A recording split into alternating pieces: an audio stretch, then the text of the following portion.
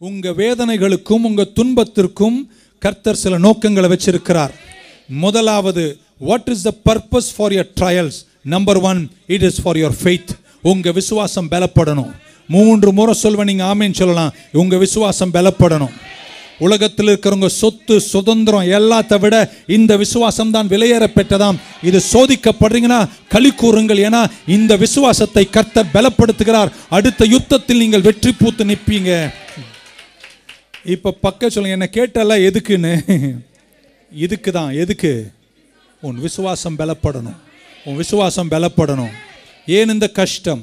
ஏன் இந்த நஷ்டம்? ஏன் இந்த உபத்திரவம்?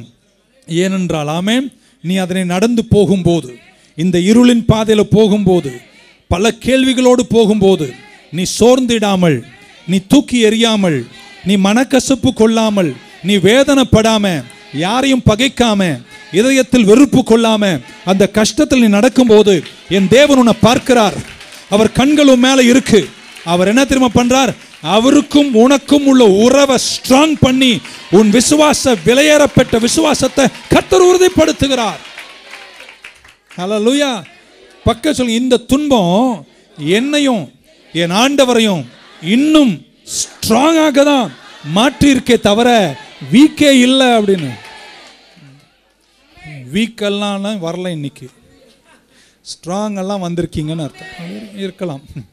ரெண்டாவது, ஏன் எனக்கு இந்த கஷ்டம்? ஏன் எனக்கு இந்த துன்பம்? ஆமென் சொல்ல மாட்டீங்களா? ஆண்டவர் உன்னுடைய தேவ அன்பை டெஸ்ட் பண்றார். உங்க டிவோஷனை டெஸ்ட் பண்றாரோ?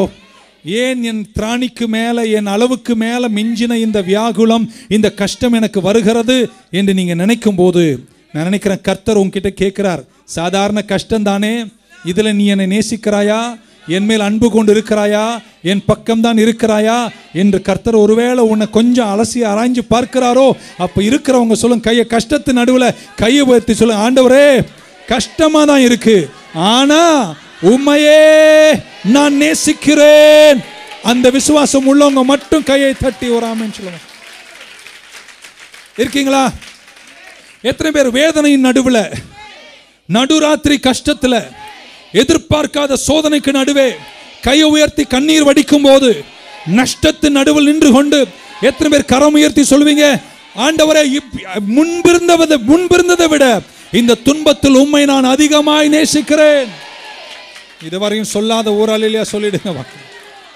ஸோ ஆண்டவர் நோக்கத்தை வச்சிருக்கிறார். ஒன்று, உங்க விசுவாசம் பலப்படணும். 2, தேவனோடு உள்ள உங்க அன்பு சற்று பலனடைஞ்சிருக்கானு சோதிக்கப்படுகிறீர்களோ என்று நான் யோசிக்கின்றேன். ஆமென். 3வது, வேதனையில, கஷ்டத்துல, உபத்திரவத்துல தேவ சில நோக்கத்தை வச்சிருக்கிறார். ஏனோ எனக்கு தெரியல அப்படி நினைக்கிறேன். வேதனை அகோரமா நம்ம வாட்டும் போது இந்த வேதனைக்கு உங்களை சுத்திகரிக்கிற ஒரு தன்மை இருக்கு. அனுபவம் உள்ளவங்க யாரா இருக்கீங்களா? இந்த திருந்தாதவன் கூட வேதனையில திருந்துறான், நான் பார்த்திருக்கேன். ஸோ சிலர் திருந்தாத இருப்பீங்களோ? Pain has a purifying effect. வேதனை ஆழமா இதயத்தை வாட்ட வாட்ட நீங்க தேவன் மேல இருக்கிற விசுவாசம் பலன் அடையுது, தேவன் மேல இருக்கிற அன்பு பலன் அடையுது. அதை விட உங்கள் வழிகளை சீரமைத்து கொண்டிருக்கிறீர்கள். ஏன்னா வேதனைக்கு அப்படிப்பட்ட ஒரு தன்மை இருக்கு, அது உங்கள் வழிகளை சுத்திகரிக்கின்றன. இருக்கீங்கன்னா ஒரு அலையில சொல்வீங்க, உங்களை அது காட்டுகிறது, உங்க நிஜத்தை காட்டுகிறது. இது வரைக்கும் நீ சும்மா தப்பா எடுத்துக்க, நீங்க நடிக்கிற ஒரு கிறிஸ்தவனா இருந்திருக்கலாம், சும்மா ஒரு போலியா கூட இருக்கலாம். ஆனா வேதனைகள் வர வரதான், ஆண்டவரே நான் அப்படியெல்லாம் இருக்க விரும்பலப்பா, நான் இன்னும் என்னை மாத்திக்கிட்டு உமக்கு நிஜமான விசுவாசியா இருப்பேன். ஒரு அலையில சொல்ல மாட்டீங்களா? It brings us to the reality of our self. பக்க சொல்லுங்க, வேதனை வர வரதான் என் நிஜத்தை நான் புரிஞ்சுக்கிறேன். என கேட்கிற அன்பானவர்களே, வேதனையின் ஆழங்கள் தான் நம்முடைய வாழ்க்கையில இந்த உபத்திரவம், கஷ்டம், உள்ளத்தின் உடைவுகள் நம்ம வரும்போது நம்ம என்ன செய்யறோம்? இதுக்கு மேல என்னால தாங்கலன்ற போது நமக்கு வேற கர்த்தாவேன்னு முழந்தாள் படிட்டு கண்ணீர் விட்டு அவரை கூப்பிடுறோம் பாருங்க. அந்த வேதனையின் அகோரத்தின் கூப்பிடுதல் உங்கள் வழிகளை தானாவே திருத்த தொடங்குதுங்க. அதனால இப்படி நினைக்கிறேன், சில வேதனைகள் கர்த்தரை அனுமதிப்பது உங்கள் வழிகளை திருத்துவதற்காக இருக்குமோ? ஒரு அலையில சொல்ல மாட்டீங்கன்னு. ஹல்லேலூயா. பாஸ்டர் நான் போன வருஷமே முடியும்னு பார்த்தா முடியல, இன்னும் கொஞ்சம் சரியாவியோன்னு பார்க்குறார். I see in my experience that pain has a purifying effect. அது நம்மை சற்று சீர்படுத்தி சுபாவங்களை மாற்றி பேச்சை கூட மாற்றி லொல்லுன்னு பேசுகிறவனை அமைதிப்படுத்தி, வேதனைக்கு அப்படிப்பட்ட ஒரு தன்மை இருக்குங்க. அதனால தான் பக்கத்து சொல்லுங்க, வேதனை வீணாக்கிறாத அப்படின்னு. கஷ்டத்தில் போகிற பாரு, அதை பயன்படுத்திக்கோ. கண்ணீர் அவரை கூப்பிடு, கண்ணீர் வடி, அதனோட கடந்து போ. விசுவாசம் பலனடையுது, தேவனோடு உள்ள உறவு பலனடையுது. எல்லாத்தை விட என் வழிகளில் என் சுபாவ தன்மைகளை வேதனை மாற்றி அமைக்கின்றன. இருப்பீங்க, புரிஞ்சவங்க இருப்பீங்கன்னு நினைக்கிறேன். ஆமீன் சொல்ல மாட்டீங்களா? அடுத்தது இப்படி சொல்கிறாங்க, நமக்கு துன்பங்கள் வரும்போது, கஷ்டங்கள் வரும்போது தான் என் தேவன் எவ்வளவு வல்லமை மிக்கவர் என்பதை காலங்களில் உணர்ந்து கொள்ள முடிகிறதுங்க. முதல்ல வேதனை வந்தோடனே முறுமுறுக்கிறது, எல்லாரையும் திட்டுறது, அதுங்க தேராதுங்க. அது வெளியே வரும்போதும் ஞானமில்லாத விசுவாசி.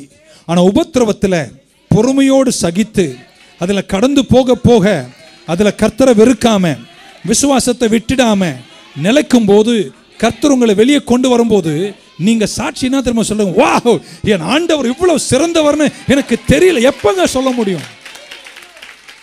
ஒன்று எல்லாம் அற்புதம்னு சொல்லுங்களேன். அற்புதம்னு என்ன திரும்பங்க? ஒரு நெருக்கடி இருந்தால் தாங்க அற்புதம்.